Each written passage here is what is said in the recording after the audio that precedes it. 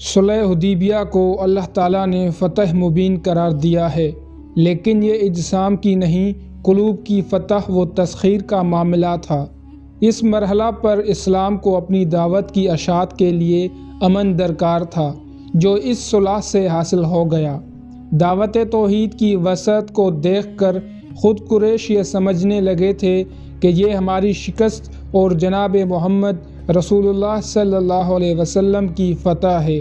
صلح حدیبیہ سے قبل قریش اور اہل ایمان کے مابین ہونے والے معرکوں میں قریش کی صفوں میں ایک جنگجو اور باصلاحیت شہ سوار کی حیثیت سے خالد بن ولید کا نام ممتاز نظر آتا ہے۔ جنگ کے دوران گھڑ سوار دستوں کی قیادت انہی کے سپرد رہتی تھی۔ غزوہ احد کے موقع پر انہی کی تدبیر سے قریش کی شکست فتح میں بدل گئی تھی اور مسلمانوں کو شدید نقصان اٹھانا پڑا تھا۔ حدیبیہ کے موقع پر بھی قریش نے گھڑ سواروں کا ایک دستہ ان کی زیر کمان نبی اکرم صلی اللہ علیہ وسلم کا راستہ روکنے کے لیے بھیجا تھا۔ آپ صلی اللہ علیہ وآلہ وسلم کو اطلاع مل گئی اور آپ صلی اللہ علیہ وآلہ وسلم نے راستہ بدل دیا، ورنہ خالد بن ولید تو حضور صلی اللہ علیہ وسلم کا راستہ روکنے کے لیے رابغ سے بھی آگے نکل گئے تھے۔ حضور صلی اللہ علیہ وآلہ وسلم نے مسلمانوں کے ساتھ حدیبیہ کے مقام پر قیام کیا۔ صحابہ کرام نے جگہ جگہ پڑاؤ ڈال رکھے تھے۔ خالد بن ولید کو جب پتہ چلا تو وہ بھی اپنے گھڑ سواروں کے دستے کے ساتھ پلٹ کر حدیبیہ پہنچ گئے۔ یہاں پہنچ کر خالد بن ولید کی طرف سے ایک انوکھے طرز عمل کا مظاہرہ ہوا۔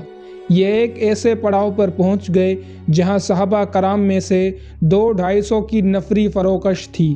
خالد نے انتہائی کوشش کی کہ کسی طرح یہ اہل ایمان مشتعل ہو جائیں اور کسی مسلمان کا ایک مرتبہ ذرا ہاتھ اٹھ جائے۔ قریش کی کچھ روایات تھیں جن سے انحراف خالد کے لیے ممکن نہ تھا، کیونکہ نبی اکرم صلی اللہ علیہ وآلہ وسلم اور صحابہ کرام احرام کی حالت میں تھے اور ان کی قدیم روایات چلی آ رہی تھی کہ محرم پر ہاتھ نہ اٹھایا جائے۔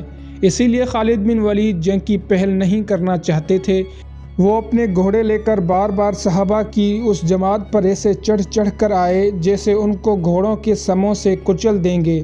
انہوں نے کئی بار اس عمل کو دہرایا، لیکن جو حکم تھا جناب محمد رسول اللہ صلی اللہ علیہ وسلم کا، صحابہ کرام اس پر کار بند رہے۔ نہ کوئی ہراساں ہوا، نہ کوئی بھاگا، اور نہ ہی کسی نے مدافعت کے لیے ہاتھ اٹھایا۔ نظم و ضبط کے اس مشاہدے کا خالد بن ولید پر اتنا گہرا اثر ہو چکا تھا کہ وہ زیادہ دیر تک مزاحمت نہیں کر سکے اور ان کا گھائل دل بالآخر مسخر ہوا، جس کا ظہور صلح حدیبیہ کے بعد ہوا۔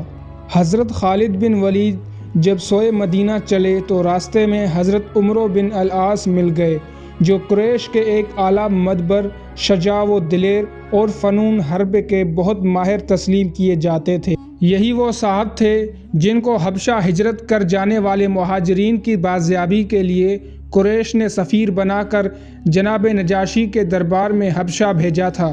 حضرت خالد بن ولید نے دریافت کیا کہ کہاں کا مقصد ہے؟ بولے، اسلام قبول کرنے کے لیے مدینہ جا رہا ہوں۔ میرے دل نے تسلیم کر لیا ہے کہ محمد صلی اللہ علیہ وآلہ وسلم اللہ کے رسول برحق ہیں اور اسلام اللہ کا نازل کردہ دین ہے۔ حضرت خالد بن ولید نے کہا کہ اپنا بھی یہی حال ہے۔ چنانچہ قریش کے یہ دونوں مایہ ناز اور جلیل القدر فرزند بارگاہ نبوی صلی اللہ علیہ وآلہ وسلم میں حاضر ہوئے اور دولت ایمان سے مشرف ہوئے، اور اس طرح وہ جوہر جو اس وقت تک اسلام کی مخالفت میں صرف ہو رہا تھا، اب اسلام کی محبت اور اس کی اشاعت و وسیع میں صرف ہونے لگا۔ حضرت خالد بن ولید اور حضرت عمرو بن العاص نے دور نبوت اور بعد ازاں دور خلافت صدیق و فاروقی میں وہ کارہائے نمایاں انجام دیے کہ رہتی دنیا تک بھلائے نہیں جا سکتے۔ آج بھی پہلے نمبر پر عظیم ترین جرنلوں میں ان کا شمار ہوتا ہے۔ ہم یہ کہہ سکتے ہیں کہ ان دو عظیم انسانوں کا قبول اسلام دراصل صلح حدیبیہ ہی کی وجہ سے ہوا تھا۔ اس صلح حدیبیہ کے ثمرات و فوائد بہت سے ہیں۔ مختصراً یہ کہ در حقیقت یہ صلح حدیبیہ ہی فتح و مکہ کی بنیاد بنی۔ نبی اکرم صلی اللہ علیہ وآلہ وسلم کو امن و سکون کے جو 2 سال ملے، اس میں توحید کی انقلابی اور دعوت نے نہایت سرعت کے ساتھ وسط اختیار کی اور مسلمانوں کی ایک بڑی جمعیت فراہم ہو گئی۔